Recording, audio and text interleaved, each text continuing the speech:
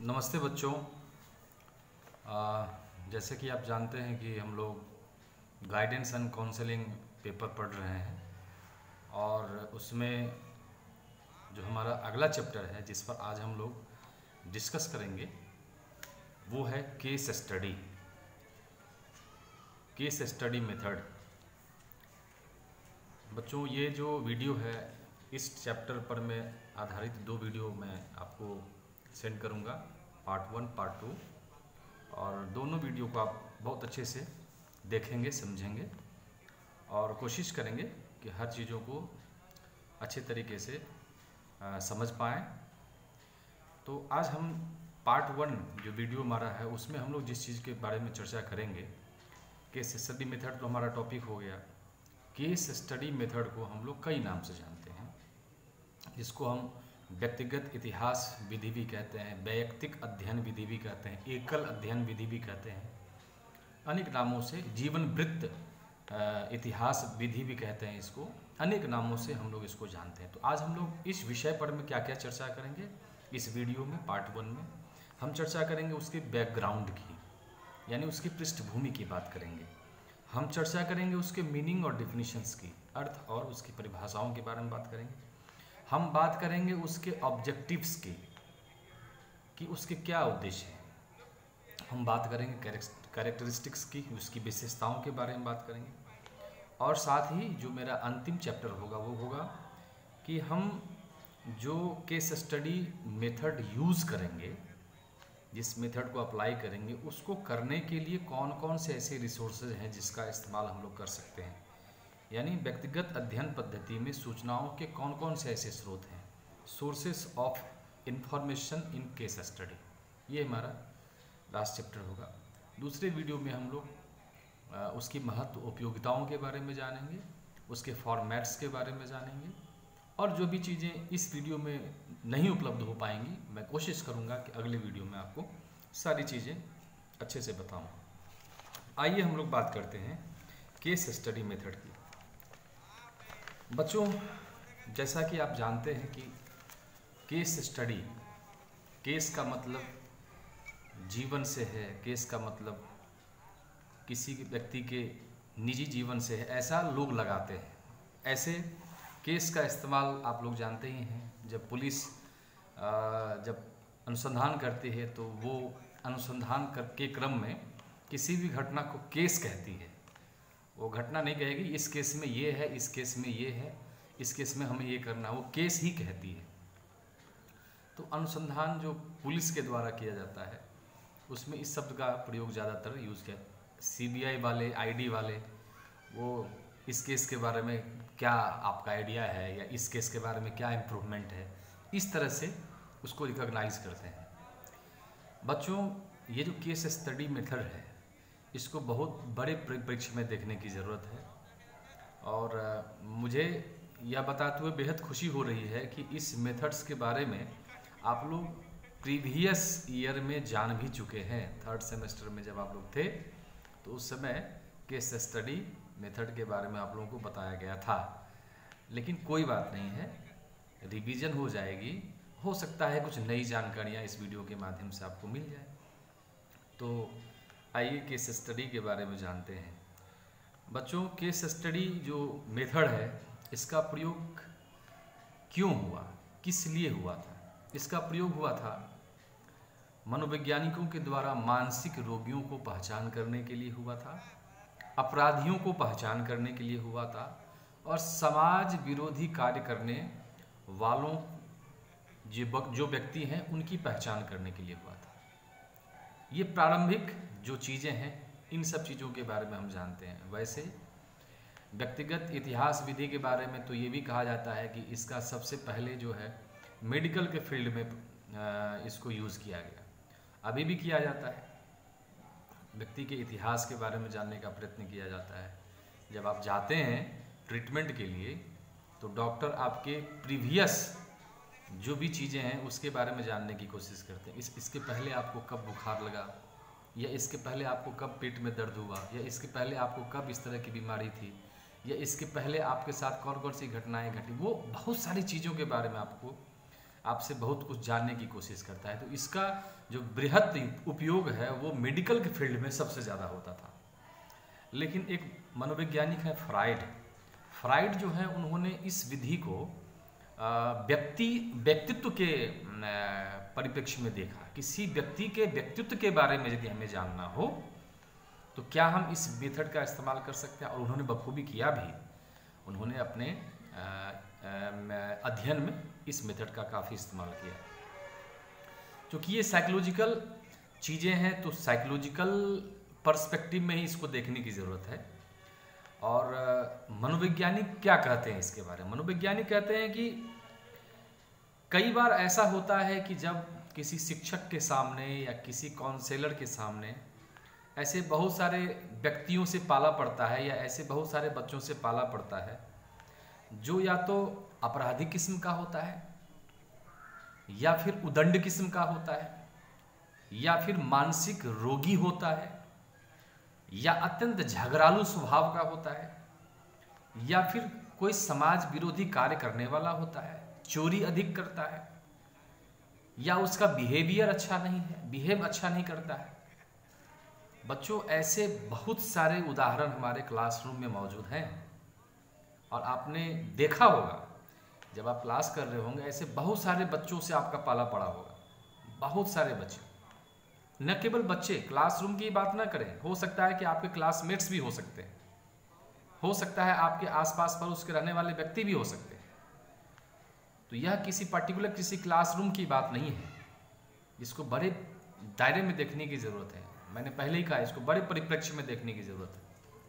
लेकिन एक उदाहरण के तौर पर लिया जा सकता है कि बहुत सारे ऐसे बच्चे होते हैं जिनको देखने मात्र से या जिनके बिहेवियर देखने मात्र से आप यह तय कर लेते हैं, या आप यह कोशिश कर लेते हैं कि इस व्यक्ति का या इस बच्चे का जो व्यवहार है, इस बच्चे का जो संस्कार है, या इस बच्चे का जो मानसिक प्रवृत्ति है, वो सामाजिक अनुरूप, समाज के अनुरूप नहीं है, समाज के विपरीत है, या जो बच्चा अन्य तरीके से व्यवहार कर रहा है वो उसके विपरीत व्यवहार करता है।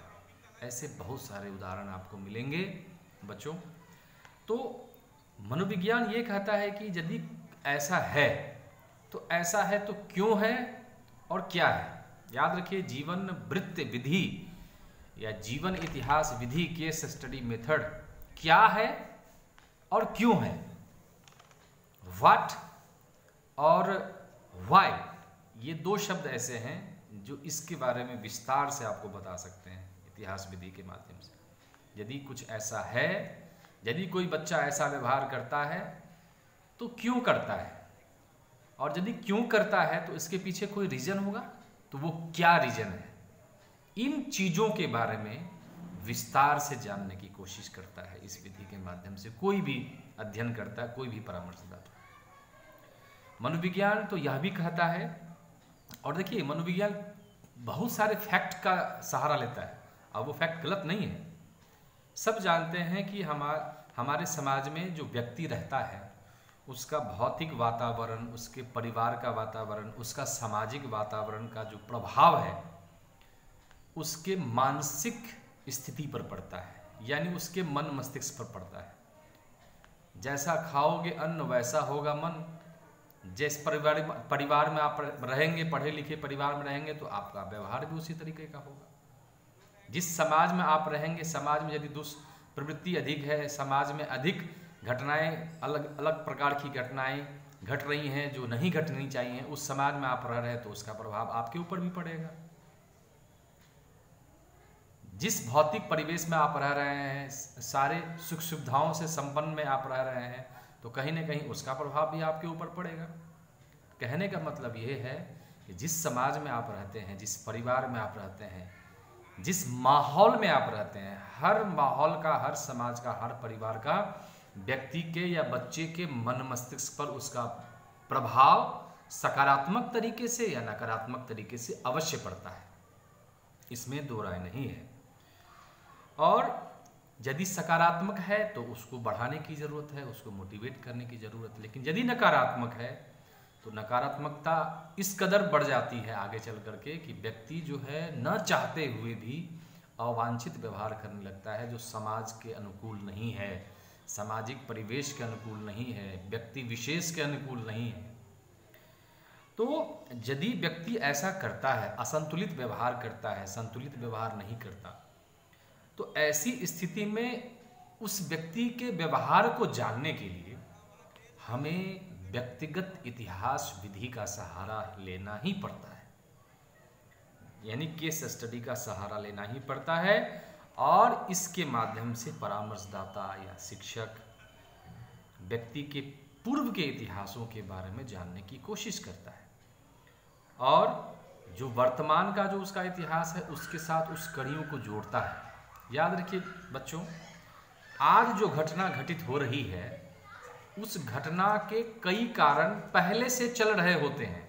कोई घटना तत्क्षण जो घटती है उसके पीछे कई कारण होते हैं जो तात्कालिक भी होते हैं और जो बहुत पहले से घट रहे होते हैं। जैसे मैं आपका एक लेटेस्ट उदाहरण ले लूँ, आज कोरोना वायरस के कारण सारा विश्व जो है तबाह है, सारा विश्व की अर्थव्यवस्था चौपट हो गई है।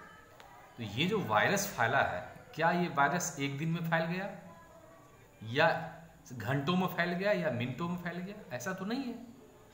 इस वायरस को नवंबर में या दिसंबर में चीन के वुहान स्टेट में, वहाँ के प्रयोगशाला में इस वायरस का जन्म होता है और वहाँ से ये वायरस फैलता है। क्रमशः फैलते फैलते फैलते फैलते आज दुनिया का कोई भी देश ऐसा नहीं है जहाँ वायरस का अटैक नहीं हुआ है। ठीक इसी प्रकार से हर व्यक्ति का जो व्यवहार है, हर व्यक्ति की जो दिनचर्या है, हर व्यक्ति का जो बिहेवियर है, वो अचानक से आज परिवर्तन हो गया या अचानक से आज दुष्प्रवृत्ति में बदल गया, ये नहीं हो सकता है। इसके पीछे उसके संस्कार हो सकते हैं, इसके पीछे उस माहौल में रहने वाला व्यक्ति हो सकता है जिस माहौल का परिवेश या जिस माहौल का वातावरण अच्छा नहीं रहा हो, उसका पारिवारिक माहौल अच्छा नहीं रहा हो, उसका सामाजिक माहौल अच्छा नहीं रहा हो, भौतिक परिवेश अच्छा नहीं रहा हो, इस वजह से वो व्यक्ति उस प्रकार का व्यवहार करे, या उसका संगत अच्छा नहीं रहा हो। हर बच्चा, क्लासरूम का हर बच्चा अपने आप में विशिष्ट होता है और विशिष्टता के कई कारण होते हैं। यदि कोई बच्चा अच्छा है, प्रतिभाशाली है, तो उसके घर का माहौल, उसके आसपास का माहौल या उसके रहने उठने बैठने का माहौल या उसका जो परिवेश है वो उसी प्रकार से होगा जिस प्रकार से एक माहौल होना चाहिए। एक छोटे बच्चे के लिए आगे बढ़ने का माहौल जिस प्रकार से होता है उस प्रकार से होना चाहिए। माता पिता का जो दायित्व है वो दायित्व यदि सही तरीके से निर्वहन हो रहा है तो कहीं ना कहीं उसका प्रभाव बच्चे पर पड़ेगा। लेकिन उसी दूसरे टाइप का बच्चा कोई ऐसा है जो अच्छा नहीं है, प्रतिभाशाली नहीं है, बहुत मंद बुद्धि का है या पिछड़ा हुआ है या उदंड है या असामान्य प्रकृति का बच्चा है, तो कहीं न कहीं उसका रीजन उसके बैकग्राउंड से हो सकता है। उस बैकग्राउंड में जाने की ज़रूरत है और जिस माध्यम से हम उस बैकग्राउंड में जाते हैं वही माध्यम है केस स्टडी मेथड, जीवन इतिहास विधि। बच्चों, इसके लिए हम क्या करते हैं? यदि कोई बच्चा असमान व्यवहार करता है, यदि कोई बच्चा असंतुलित व्यवहार करता है, तो व्यक्तिगत इतिहास विधि में केवल व्यक्ति का ही अध्ययन नहीं होता, व्यक्ति के सराउंडिंग में जितने लोग आ जाते हैं सारे लोगों का अध्ययन होता है। मैं एक ही लाइन में कहूँगा, जितने मतलब उस व्यक्ति के चारों ओर जितने भी प्रकार की चीज़ें उपस्थित हैं, चाहे उसके माता पिता हों, चाहे उसके दादा दादी हों, चाहे उसके सगे संबंधी हों, चाहे उसका मित्र मंडली हो, चाहे उसके शिक्षक हों, चाहे आसपास पड़ोस में रहने वाले व्यक्ति हों, जिस मैदान में वो खेलने के लिए जाता है वो मैदान हो सकता है। यदि वो कोई खान पान खाता है, जिस खान पान में उसकी विशेष रुचि है वो भी हो सकता है। कहाँ वो ज़्यादा उठता बैठता है वो हो सकता है। मतलब डिफरेंट एक्टिविटीज से लेकर के डिफरेंट तरह की जो परिस्थितियां हैं, कंडीशंस हैं, वो सारे कंडीशंस को भांपते हुए उसका सही तरीके से एनालिसिस करते हुए व्यक्तिगत इतिहास विधि के माध्यम से ये पता करने की कोशिश की जाती है कि उस बच्चे में यदि इस प्रकार का व्यवहार है तो वह क्यों है। इस प्रकार से सारी जानकारियाँ कलेक्ट की जाती हैं और यह पता किया जाता है कि इस वजह से इस व्यक्ति का व्यवहार या इस बच्चे का व्यवहार असंतुलित है। तो एक छोटा सा बैकग्राउंड मैंने आपको बताने की कोशिश की कि व्यक्तिगत इतिहास विधि जो है उसके पीछे क्या रीजन है। अब छोटा सा मीनिंग के बारे में बात करते हैं। कहता है कि व्यक्तिगत इतिहास विधि किसी व्यक्ति के जीवन का लेखा जोखा प्रस्तुत करता है। In English, the case study method presents an account of A persons life. व्यक्ति के जीवन का लेखा जोखा, हर व्यक्ति के जीवन का कोई न कोई इतिहास होता है। उन इतिहास का लेखा जोखा जो है वो केस स्टडी है, राइट। दूसरी बात, कहा गया है कि इस विधि के द्वारा किया गया जो अध्ययन है वो इतना गहन होता है, इतना इंटेंसिव होता है कि इसी गहनता के कारण, इसी गहराई के कारण एक नाम है बर्गेस, अंडरलाइन कर लीजिए, बर्गेस नाम है उसका। उन्होंने इस मेथड को सामाजिक सूक्ष्मदर्शक यंत्र कह करके संबोधित किया है। सोशल माइक्रोस्कोप, सामाजिक सूक्ष्मदर्शक यंत्र। अच्छा, माइक्रोस्कोप का क्या मतलब है? उस यंत्र के बारे में आप क्या जानते हैं? यही न जानते हैं कि जो चीज़ें हम अपनी आँखों से नहीं देख सकते, नंगी आँखों से, हम उस यंत्र की सहायता से, उस माइक्रोस्कोप की सहायता से, सूक्ष्मदर्शी यंत्र की सहायता से हम छोटे से छोटे जीवाणुओं, कीटाणुओं के बारे में अच्छे से देख लेते हैं उस यंत्र के माध्यम से। ठीक उसी प्रकार बर्गेस कहता है, ठीक उसी प्रकार यह जो केस स्टडी मेथड है, इस विधि के द्वारा हम व्यक्ति के उन सभी तथ्यों के बारे में जानकारी प्राप्त कर लेते हैं या पता लगा लेते हैं जो किसी अन्य विधि के द्वारा करना बड़ा मुश्किल है। हमने प्रश्नावली विधि देखा, हमने साक्षात्कार देखा, हमने अनुसूची देखी, हमने कम्युलेटिव रिकॉर्ड देखा, हमने एनेक्डोटल रिकॉर्ड देखा। किसी में इस तरह का वर्णन नहीं मिला कि जहाँ पर में ये आया हो कि यह विधि सूक्ष्मदर्शी यंत्र है, नहीं आया था ना। लेकिन इस मेथड के बारे में ये कहा गया है कि यह एक सोशल माइक्रोस्कोप है, क्योंकि इसके माध्यम से हम व्यक्ति की छोटी से छोटी जानकारी जो हम नहीं देख पाते यदि हम उसके सराउंडिंग्स में नहीं जाते, उसके घर में नहीं जाते, उसके आसपास पड़ोस में नहीं जाते। अच्छा, हमें यदि आपके बारे में जानकारी लेनी हो तो केवल हम आपसे सारी जानकारी ले लें ये पर्याप्त तो नहीं होगा। तो हम क्या क्या करेंगे, कौन कौन से अप्रोचेज लगाएंगे? आप कहाँ रहते हैं, वहाँ जाएंगे। आप किस परिवार में रहते हैं, हम वहाँ जाएंगे। आपके आसपास पड़ोस का जो लोग हैं उससे हम आपके बारे में पूछताछ करेंगे। आपके जिस स्कूल में आप पढ़ते हैं उस स्कूल में जाकर के शिक्षक से पूछताछ करेंगे कि आप कैसे हैं, आपके बारे में उनका क्या सोच है।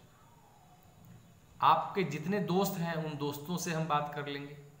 तो आपके बारे में केवल आप ही बताएं ये पर्याप्त नहीं है, इसके लिए हमें अन्य प्रकार के रिसोर्सेज को अपनाने की ज़रूरत होती है। और वो रिसोर्सेज यदि कोई है तो वो है जीवन इतिहास विधि, केस स्टडी मेथड। बच्चों, इस विधि का जो विकास है वो सबसे पहले अमेरिका में हुआ था। इसको आज जो है प्रॉब्लम बेस्ड लर्निंग के रूप में हम लोग ज़्यादा जानते हैं। समस्या आधारित सीखना, समस्या आधारित अधिगम के रूप में इसको हम ज़्यादा जानते हैं। अच्छा, क्यों है ऐसा? हर व्यक्ति के जीवन में कोई ना कोई समस्या आती है, चाहे वो प्रत्यक्ष रूप से दिखता हो, चाहे वो अप्रत्यक्ष रूप से दिखता हो। यदि समस्या ज़्यादा कठिन है या ज़्यादा जटिल है, व्यक्ति उसमें बहुत कोशिश करते हुए भी नहीं निकल पा रहा है, बहुत तकलीफ में है, बहुत कठिनता में है, तो ऐसे में समस्या विकराल हो जाएगा ना। यदि आप अपनी बीमारी को छुपाएंगे और जब जाएंगे डॉक्टर के पास तो डॉक्टर बहुत डांटेगा आपको कि आप पहले क्यों नहीं आए। ऐसे बहुत सारे लोग यहाँ से चले गए जो शायद यदि पहले गए होते डॉक्टर के पास तो आज उनकी जीवन रक्षा हो जाती, आज वो नहीं मृत्यु को प्राप्त होते। ऐसे बहुत सारे उदाहरण आपको मिलेंगे। क्यों? क्योंकि वह अपनी बीमारी को छिपाता है, वह अपनी समस्याओं को नहीं बताता, और जब समस्याएं बड़ी विकराल रूप धारण कर लेती है तब वो डॉक्टर के पास जाता है और डॉक्टर हाथ खड़े कर लेता है, भैया हमसे कुछ नहीं होगा, फिर रेफर कर देता है। रास्ते में कितने लोगों की मौत हो जाती है। ठीक उसी प्रकार बच्चों व्यक्तिगत इतिहास विधि वही है। यदि एक शिक्षक, यदि एक अध्यापक जानता है कि इस बच्चे में ये तकलीफ है, इस बच्चे की जो समस्या है वो आगे चल कर के बहुत बड़ा विस्तार ले सकता है, तो इसका मतलब क्या है? क्या शिक्षक उसको उसी अवस्था में छोड़ दे या उसको इग्नोर कर दे? क्या शिक्षक का यही रिस्पॉन्सिबिलिटी है? नहीं। यदि शिक्षक से नहीं होगा तो काउंसलर से होगा। शिक्षक भी काउंसलर का काम कर सकता है और काउंसलर तो कर ही सकता है। तो निश्चित रूप से हम इस मेथड की सहायता से उस बच्चे के व्यक्तिगत जीवन के बारे में, उसके बैकग्राउंड के बारे में हम जानेंगे और फिर हम तय करेंगे कि ऐसा क्यों है और इसमें क्या सुधार हो सकता है। आगामी उसका भविष्य को ध्यान में रखते हुए क्या सुधार हो सकता है। तो वह जो समस्या है, इसीलिए कहा गया है कि व्यक्तिगत इतिहास विधि यानी केस स्टडी मेथड जो है वो प्रॉब्लम बेस्ड लर्निंग के रूप में आज ज़्यादा जाना जा रहा है। आइए बच्चों, मीनिंग के बाद हम लोग बात करते हैं डिफिनीशंस की। डिफिनीशंस में दो डिफिनीशंस मैंने रखा है आपके लिए। एक रखा है पीवी यंग 2001 में इन्होंने कहा था, किसी एक सामाजिक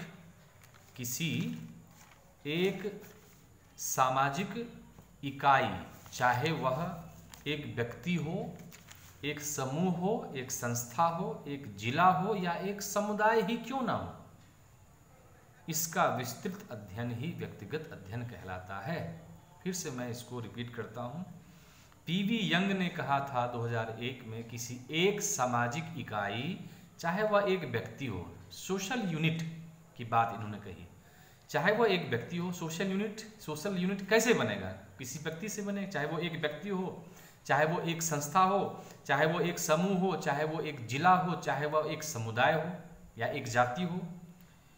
इन सबको मिला करके जब हम इनका विस्तृत अध्ययन करते हैं, इसमें से किसी एक का विस्तृत अध्ययन करते हैं, तो वही विस्तृत अध्ययन जो है व्यक्तिगत अध्ययन कहलाता है।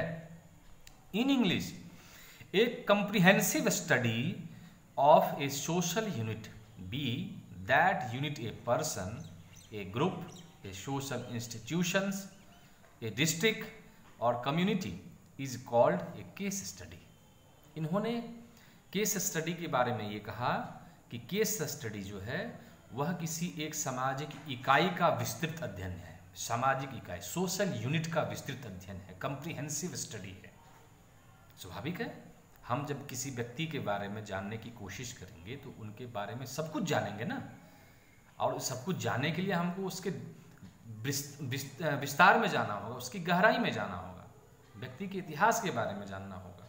चाहे वो कोई एक व्यक्ति हो, याद रखिए यह जो केस स्टडी है वो केवल व्यक्ति से जुड़ा हुआ नहीं मसला है, यह एक जिला से भी हो सकता है, यह एक संस्था से भी हो सकता है, यह एक समुदाय से भी हो सकता है, एक जाति से भी हो सकती है, एक समूह से हो सकता है, एक खास वर्ग से हो सकता है, और व्यक्ति से तो है ही।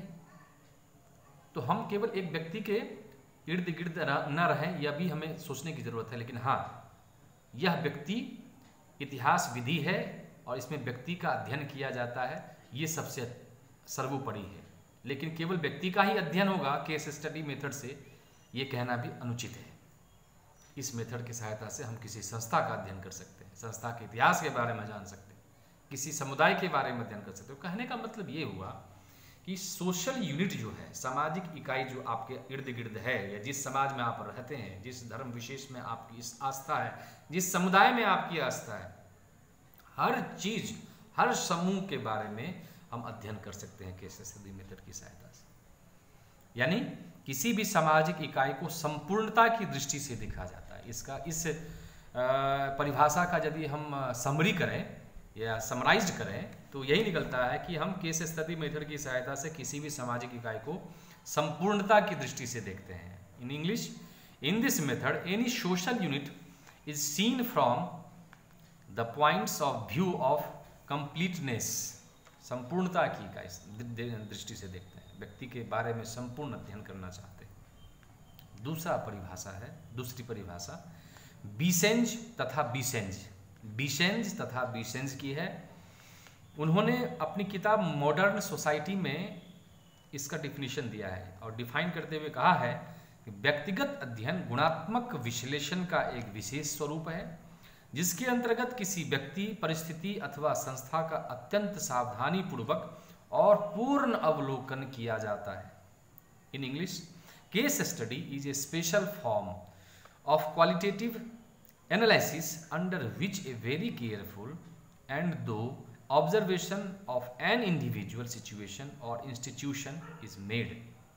इन्होंने क्या कहा कि व्यक्तिगत अध्ययन गुणात्मक विश्लेषण का एक विशेष रूप है। देखिए, व्यक्तिगत अध्ययन रिसर्च के जो दो टाइप के रिसर्च होते हैं, एक क्वांटिटेटिव, एक क्वालिटेटिव, संख्यात्मक और एक गुणात्मक। तो यह क्या है, ये कौन सा मेथड है या कौन सा प्रकार है उसका? यह है क्वालिटेटिव अध्ययन, क्वालिटेटिव स्टडी है। इसके माध्यम से हम गुण दोषों के बारे में जानने की कोशिश करते हैं और डिस्क्रिप्टिव वे में विवरणात्मक स्टडी हम लोग करते हैं। लिखना पड़ता है इसके बारे में। किसी व्यक्ति के बारे में जब हम जानते हैं तो वस्तुनिष्ठ के आधार पर भी इस चीज़ को हम वर्णित कर सकते हैं और डिस्क्रिप्टिव वे में भी इसको वर्णित कर सकते हैं। लेकिन यहाँ पर में संख्या का कहीं कोई वर्णन नहीं होता। यानी हम यूँ कह सकते हैं कि इस स्टडी के आधार पर में या इस मेथड के आधार पर में निष्कर्ष के तौर पे हमें संख्याओं का वर्णन नहीं करना होता है। हमें व्यक्ति के गुण और दोषों का वर्णन करना होता है और वो डिस्क्रिप्टिव भी हो सकता है और ऑब्जेक्टिव भी हो सकता है। और इसमें कहा गया है कि इस मेथड के अंतर्गत किसी भी व्यक्ति, किसी भी परिस्थिति, किसी भी संस्था का अत्यंत सावधानीपूर्वक और पूर्ण अवलोकन किया जाता है। सावधानी, केयरफुली और पूर्ण अवलोकन किया जाता है। ऑब्जर्वेशन जो है वो होल पर्सपेक्टिव में देख करके किया जाता है। आप आधे अधूरे नहीं कर सकते, वो केस स्टडी मेथड नहीं होगा। तो बच्चों, ये दो परिभाषाओं के आधार पर में हम यह ज्ञात कर सकते हैं या कह सकते हैं कि केस स्टडी मेथड वह विधि है जो एक व्यक्ति, एक परिवार, एक संस्था अथवा समुदाय के रूप में एक सामाजिक इकाई से संबंधित गुणात्मक सामग्री के संग्रह को संभव बनाता है, या फिर इस विधि के द्वारा हम किसी सामाजिक इकाई के विभिन्न पक्षों का अध्ययन करते हैं। सामाजिक इकाई के विभिन्न पक्षों, व्यक्ति से संबंधित जो पक्ष हैं, पारिवारिक स्थिति के बारे में, सामाजिक स्थिति के बारे में, शैक्षणिक स्थिति के बारे में, आर्थिक स्थिति के बारे में, उसकी रुचि अरुचि के बारे में, पसंद नापसंद के बारे में, इन सब चीज ये सब पक्ष हो गए। तो इन सब चीज़ों के बारे में हम अध्ययन करते हैं और इसके माध्यम से हम अनेक प्रकार की सूचनाओं को प्राप्त करते हैं। By this method we study various aspects of a social unit and obtain the necessary information and data. तो इस प्रकार से हम व्यक्ति के विभिन्न पक्षों का अध्ययन करते हुए विभिन्न प्रकार की सूचनाओं को और विभिन्न प्रकार के आंकड़ों को हम लोग प्राप्त करते हैं। तो बच्चों, हम लोगों ने देखा परिभाषा, बहुत अच्छी परिभाषा इसके संदर्भ में दी गई और इस आधार पर में हम लोगों ने जानने की कोशिश की कि व्यक्तिगत इतिहास विधि क्या होती है। अब हम बात करेंगे व्यक्तिगत इतिहास विधि के उद्देश्य के बारे में। आइए हम ऑब्जेक्टिव्स के बारे में बात करते हैं। ऑब्जेक्टिव्स क्या है? व्यक्तिगत इतिहास विधि का मुख्य उद्देश्य व्यक्ति के किसी विशिष्ट व्यवहार के कारण की खोज करना है। किसी विशिष्ट व्यवहार के कारण की खोज करना है। In English, the main objective of the case study method is to discover the cause of a particular behavior of the person। व्यक्ति का जो विशिष्ट व्यवहार है, क्लासरूम में यदि व्यक्ति उदंडता या क्लासरूम में कोई बच्चा उदंडता पेश करता है या वो असामान्य व्यवहार करता है, तो वो जो उसका व्यवहार है, उस व्यवहार का उसके कारण की खोज करना, उस व्यवहार के कारण की जब हम खोज करेंगे, ये हमारा व्यक्तिगत इतिहास विधि का मुख्य उद्देश्य होता है। इसी संदर्भ में क्रो एंड क्रो का जिक्र आया है। उन्होंने भी उद्देश्य को डिफाइन किया है। वो कहते हैं कि व्यक्तिगत इतिहास विधि या जीवन इतिहास विधि का मुख्य उद्देश्य किसी कारण का निदान करना है। देखिए, वहां था कि व्यवहार के कारण की खोज करना है और यहाँ क्या है, उस कारण का निदान करना है। कारण ढूंढ करके और उस कारण का निदान करना है। अब तो गाइडेंस एंड काउंसलिंग यही तो कहता है व्यक्ति के समस्याओं को जानते हुए उसके निदान के बारे में उसको अवगत करा देना, ताकि व्यक्ति उस रास्ते पर चले, क्योंकि करना तो व्यक्ति को ही है, व्यक्ति को समझाया जाएगा। तो यहाँ पर मैं क्रू एंड क्रो ने इसको और अच्छे तरीके से कोशिश किया है, उद्देश्य को के बारे में कहा है कि the main objective of the case study method is to diagnose a cause. व्यक्ति के कारण का निदान करना है, किसी कारण का निदान करना है। दूसरी बात और उद्देश्य तय किए गए हैं, किसी चयनित इकाई की विभिन्न परिस्थितियों के बीच कार्य कारण के संबंधों को ज्ञात करना, कार्य और कारण के बीच क्या संबंध है उसको ज्ञात करना। यानी इस विधि के माध्यम से चयनित इकाई के व्यवहार को प्रेरणा अथवा प्रोत्साहन देने वाले कारकों के विषय में जानकारी प्राप्त करना, तथा यह भी जानने का प्रयत्न करना कि वर्तमान परिस्थितियां अतीत की परिस्थितियों से किस प्रकार प्रभावित है अथवा नहीं है, किस प्रकार प्रभावित है अथवा नहीं है। माने इतिहास के बारे में हम जब जानेंगे और वर्तमान जो विद्यार्थी है या वर्तमान में जो उसका व्यवहार है, उस दोनों व्यवहार से जब उसको उसके इतिहास से जब उसको हम जोड़ने की कोशिश करेंगे, तब हम जान पाएंगे कि ऐसा क्यों है और ऐसा क्यों नहीं है, किस चीज़ का प्रभाव उसके ऊपर पड़ा है, किस चीज़ का प्रभाव उसके ऊपर नहीं पड़ा है। तो इस प्रकार से हम कार्य और कारण के संबंध की जांच जो है हम केस स्टडी मेथड के माध्यम से कर सकते हैं। एक उद्देश्य जो बहुत अच्छा लिखा गया है, वो कहा गया है कि इस विधि का उद्देश्य वर्तमान को समझना, ध्यान दीजिए, अंडरलाइन कर लीजिए, वर्तमान को समझना, उन भूतकालीन घटनाओं को पहचानना जिनके कारण वर्तमान स्थिति पैदा हुई, जिनके कारण वर्तमान स्थिति पैदा हुई, तथा उन कारकों को भी जानना जो भविष्य में परिवर्तन लाने के लिए आवश्यक हो सकता है। In English, the main objective of case study method is to understand the present, to identify the past events that led to the present situation, and also to know the factors which may be necessary to bring changes in the future।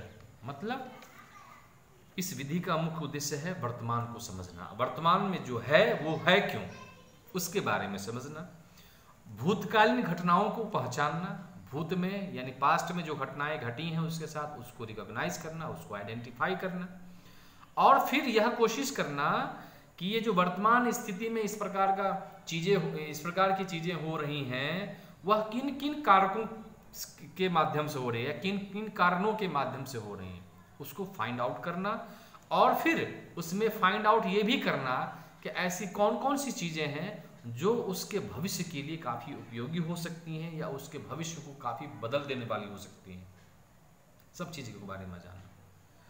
तो ये उद्देश्य जो है व्यक्तिगत इतिहास विधि का उद्देश्य है।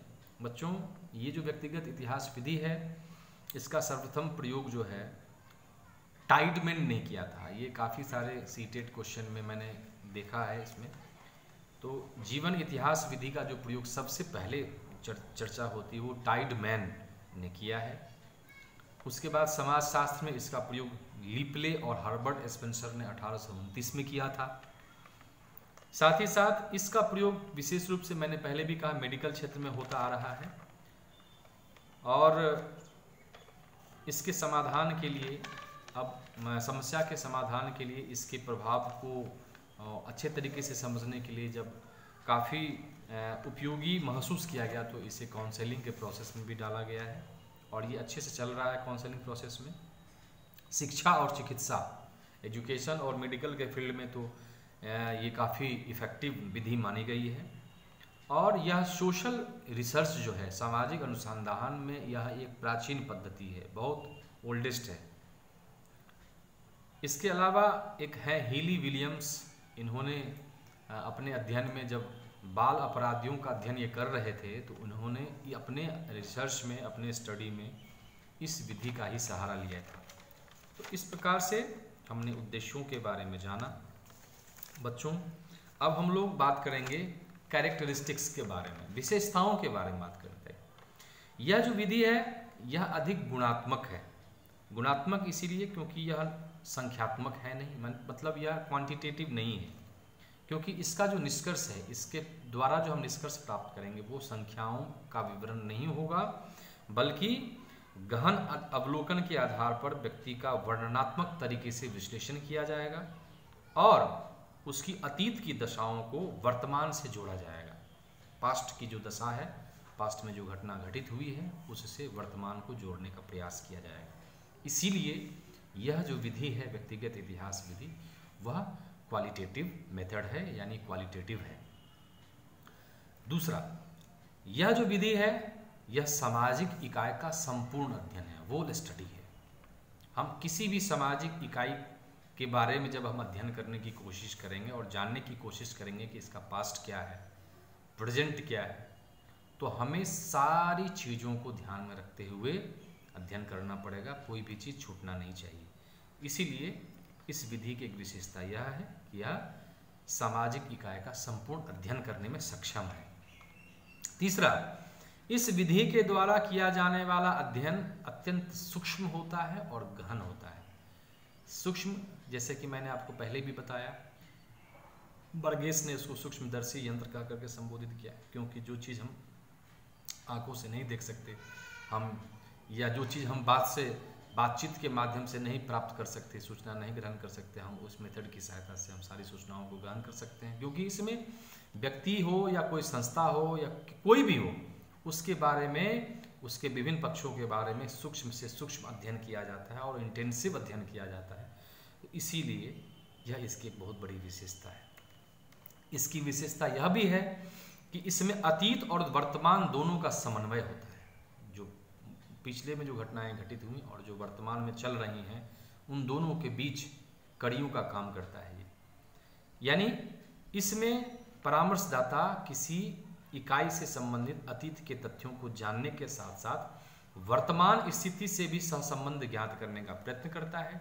इसलिए कहा जाता है कि यह विधि किसी व्यक्ति के भूत से वर्तमान तक का अध्ययन करता है। यानी समराइज वे में यदि ये कहना चाहें तो केस स्टडी मेथड व्यक्ति के भूत से लेकर के वर्तमान तक के अध्ययन करने में सक्षम है। और इसीलिए इस विधि में सामाजिक इकाई का अध्ययन ऐतिहासिक पृष्ठभूमि में किया जाता है। इसीलिए इसको जीवन इतिहास विधि कहते हैं या व्यक्तिगत इतिहास विधि कहते हैं। बहुत अच्छी बात है। इसके बाद पांचवा है, इस विधि में एक समय में किसी एक ही इकाई का अध्ययन किया जाता है। एक समय में मतलब प्रेजेंट टाइम, वन टाइम हम जब अध्ययन करेंगे तो किसी एक सोशल यूनिट का अध्ययन करेंगे। साथ साथ बहुत सारे चीज़ों के बारे में हम अध्ययन नहीं कर सकते या बहुत सारे समूहों का अध्ययन नहीं कर सकते एक साथ। हम किसी एक समूह का अध्ययन करेंगे, चाहे वो पर्टिकुलर इंडिविजुअल एक व्यक्ति हो, एक छात्र हो, या छात्रों का समूह हो, या एक संस्था हो, या संस्थाओं का समूह हो, या एक जिला हो या जिला का समूह हो। हम किसी एक के बारे में अध्ययन करते हैं।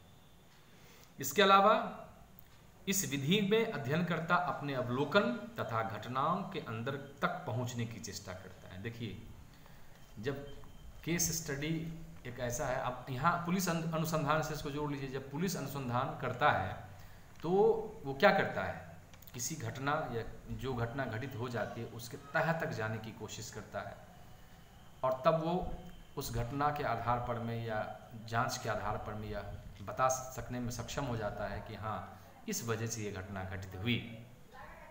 कोई भी ऐसा अनुसंधान बिना किसी कारण के नहीं घटित होता, बिना किसी पूर्व कारण के घटित नहीं होता। तो वो पूर्व कारण क्या है, वो पूर्व घटनाएं क्या है, या वो पूर्व की परिस्थितियां क्या हैं जिसके कारण ये घटना घटित हुई।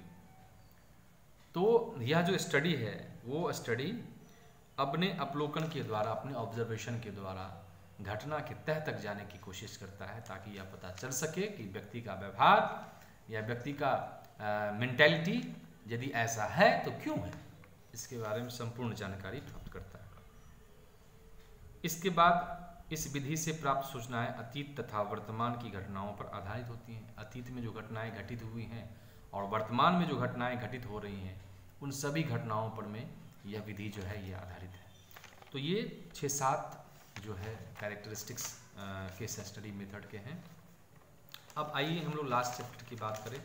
जैसा कि मैंने आपको पहले बताया था कि हम लोग आज लास्ट में व्यक्तिगत अध्ययन विधि में या पद्धति में सूचनाओं के स्रोत जो हैं, कौन कौन सी ऐसे रिसोर्सेज हैं जिसके माध्यम से हम केस स्टडी मेथड को अंजाम दे सकते हैं या केस स्टडी मेथड का जो प्रोसेस है उसको फुलफिल कर सकते हैं। तो एक एक करके सारी चीज़ों के ऊपर चर्चा करेंगे। Sources of information in case study, व्यक्तिगत अध्ययन पद्धति में सूचनाओं के स्रोत। देखिए स्रोत क्या होते हैं, दो स्रोत होता है, एक प्राइमरी स्रोत होता है, एक होता है सेकेंडरी स्रोत, प्राथमिक स्रोत और द्वितीयक स्रोत। तो इन दोनों स्रोतों के माध्यम से जो है केस स्टडी का जो मेथड है उस मेथड में हम लोग सारे रिसोर्सेज को अपनाते हैं।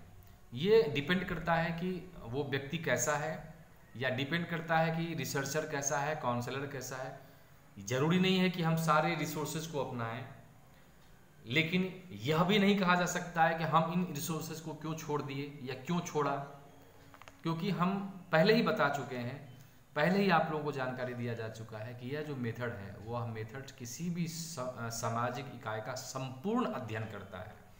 तो जब संपूर्ण अध्ययन की बात आती है तो निस्संदेह यह कहना गलत नहीं होगा कि हमें सारे रिसोर्सेज को लगाने पड़ेंगे, सारे अप्रोचेज को लगाने पड़ेंगे। तो जो प्राइमरी रिसोर्सेज है और जो सेकेंडरी रिसोर्सेज है वो सारे रिसोर्सेज को अपनाना पड़ेगा। तो प्राइमरी रिसोर्सेज में कौन कौन से आते हैं, जैसे कि आपको पहले भी बताया जा चुका है, साक्षात्कार आप पढ़ चुके हैं, इंटरव्यू पढ़ चुके हैं, प्रश्नावली पढ़ चुके हैं, आप निरीक्षण पढ़ चुके हैं, अनुसूची पढ़ चुके हैं, ऑब्जर्वेशन पढ़ चुके हैं, शेड्यूल पढ़ चुके हैं। तो ये सब जो चीज़ें हैं ये सब प्राइमरी रिसोर्सेज हैं, प्राथमिक स्रोत कहलाते हैं। द्वितीयक स्रोत क्या है? द्वितीयक स्रोत में व्यक्ति की जीवनी, व्यक्ति का जीवनी जो है, यदि कोई व्यक्ति जीवनी लिखा है या कोई उसके बारे में लिखा है तो उसको पढ़ करके भी हम सूचनाओं को प्राप्त कर सकते हैं। व्यक्ति द्वारा लिखित कोई पत्र या कोई निजी पत्र, कोई राइटिंग, कोई लेटर, कोई एप्लीकेशन, उसको भी देख करके हम सूचनाओं को कलेक्ट कर सकते हैं। व्यक्ति के द्वारा लिखी गई डायरी, डायरी आप जानते हैं कि व्यक्ति लिखता है, बहुत सारे लोग नहीं लिखते हैं लेकिन बहुत सारे लोग लिखते भी हैं। तो डायरी में व्यक्ति गलत नहीं लिखता, हमेशा सच लिखता है। तो डायरी पढ़ करके भी हम व्यक्ति के बारे में सूचना प्राप्त कर सकते हैं, उसके इतिहास को प्राप्त कर सकते हैं। व्यक्ति का संस्मरण, व्यक्ति की आत्मकथाएं, व्यक्ति के द्वारा लिखा गया कोई आर्टिकल, कोई लेख, यहाँ तक कि इस विधि में फोटो एल्बम जो होता है, जो आप लगाते हैं एल्बम में फोटो, और फोटो तो जो भी आप खींचते हैं अपने लिए या अपने फैमिली का या कहीं भी किसी ओकेजन का, तो यदि आप उसको सहेज कर रखे हुए हैं तो रिसर्चर या काउंसलर जो है उस फोटो को देखने से भी आपके व्यवहार को पहचान सकता है। तो यानी वह फोटो जो है, वो एल्बम जो है, वो भी रिसोर्सेज का काम करता है। व्यक्ति का प्रमाण पत्र, सर्टिफिकेट की बात हो रही है। यदि व्यक्ति ने किसी प्रकार का कोई प्रमाण, चाहे वो शैक्षणिक हो, चाहे वो शिक्षा से अलग हो, यदि किसी प्रकार का कोई प्रमाण पत्र प्राप्त किया है तो उस आधार पर में भी व्यक्ति के इतिहास के बारे में जाना जा सकता है। व्यक्ति की वंशावली, यदि कोई वंशावली उसके खानदान की मौजूद है, बहुत सारे लोगों की वंशावली होती है, यदि वो है तो वंशावली को ध्यान में रखते हुए भी हम व्यक्ति के इतिहास के बारे में प्राप्त कर सकते हैं। यदि कोई पुरस्कार मिला हो, चाहे वो जिला स्तर का हो, स्कूल स्तर का हो, स्टेट लेवल का हो, नेशनल लेवल का हो, चाहे इंटरनेशनल लेवल का हो, तो पुरस्कार कैसा है, इनाम कैसा है, उस आधार पर में हम व्यक्ति के बारे में जानकारी प्राप्त कर सकते हैं। व्यक्ति यदि किसी संस्था में काम कर रहा है तो संस्था में जो काम कर रहा व्यक्ति है, संस्था का उस व्यक्ति के संदर्भ में या उस व्यक्ति के बारे में किस प्रकार का सोच है या किस प्रकार का उसका रिलेशनशिप है, किस प्रकार का वह पद हेल्ड कर रहा है, उसके बारे में उस संस्था का क्या कहना है या उस संस्था में उसका किस प्रकार का रिकॉर्ड है। इन सारे चीज़ों के माध्यम से जो है हम विभिन्न प्रकार की सूचनाओं को प्राप्त करते हैं। कहने का मतलब यह दो स्रोत, प्राथमिक और सेकेंडरी, द्वितीयक स्रोत, इन दोनों स्रोतों की सहायता से हम किसी भी व्यक्ति का, किसी भी सामाजिक इकाई का हम विस्तार से, गहनतापूर्वक और सूक्ष्मता के साथ अध्ययन करेंगे, अवलोकन के माध्यम से, और जानने की कोशिश करेंगे कि जो वर्तमान में है वह क्यों है, जो वर्तमान में क्यों है वह क्या था, उन सब सारी चीज़ों का अध्ययन करेंगे। तो अंत में हम यही कहेंगे कि व्यक्तिगत अध्ययन विधि जो है वह एक बहुत विकासात्मक दृष्टिकोण हमको हमारे सामने प्रस्तुत करता है। साथ ही साथ यदि परामर्शदाता बहुत सीरियसली इस मेथड की सहायता से किसी भी व्यक्ति के बारे में जांच पड़ताल करे तो इसमें कहीं कोई कहने में कोई संकोच नहीं किया जा सकता कि उस व्यक्ति के बारे में संपूर्ण जानकारी उसे प्राप्त हो जाएगी और उस आधार पर में उस व्यक्ति के बारे में या उस छात्र के बारे में संपूर्ण भविष्य जो है बताया जा सकता है कि आने वाला भविष्य में ये क्या करेगा, भविष्यवाणी की जा सकती है। तो बच्चों, ये पहला पार्ट इस वीडियो का यहीं पर ख़त्म होता है। अगले पार्ट में हम लोग देखेंगे, कोशिश करेंगे कि हम केस स्टडी मेथड के जो इम्पोर्टेंस है, उसके जो यूजेज है, उसका जो फॉर्मेट है, टाइप्स वगैरह भी हो सकते हैं, जो भी चीज़ें हमें उपलब्ध हो पाती हैं मैं अच्छे से अगले वीडियो में आपको विस्तार से उसके बारे में जानकारी दूंगा। अभी तक के लिए यही इस वीडियो को एंड करते हैं, समाप्त करते हैं। Thank you very much.